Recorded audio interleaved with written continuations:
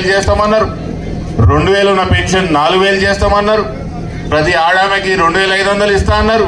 ఇంకా అడిగిన వాళ్ళకి పాపం ఏది అడిగితే అది సరే అన్నారు.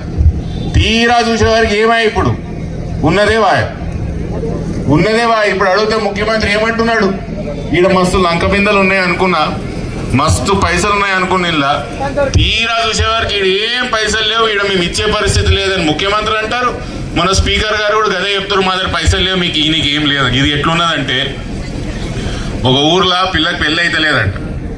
తండ్రి ఒక స్మార్ట్ పోరగాని దగ్గరికి పోయి, ఇగో మా బిడ్డను పెళ్లి చేసుకో, నీకు బంగారు కడి చేపిస్తా, నీకు గొలుసు చేపిస్తా, నువ్వు అడిగిందల్లా చేపిస్తా, నీకు మోటార్ చేపిస్తా, మోటార్ కార్ ఇప్పిస్తా అని చెప్పిండు. తీరా పిల్లగాడిన మీకు పెళ్లి చేసుకున్న తర్వాత అల్లుడు పెద్ద మనిషికి అడిగితే ఏమే మామ నా కడి ఏమేమాయి గొలుసు ఏమాయి అంటే, అల్లుడు అప్పుడు సుండికి స్మార్ట్ గా అనిపించినావు కానీ ఇప్పుడు నీకు బట్టతలు వచ్చింది. మళ్ళీ ఇప్పటికి మళ్ళీ పాపం అల్లుడికి మంచిగానే ఉన్నాడు, బట్టతలు ఏం లేదు. ఇప్పుడు ఈ మామకు కనిపించింది ఆడ బట్టతలు. గట్ల తెలంగాణ రాష్ట్రంలో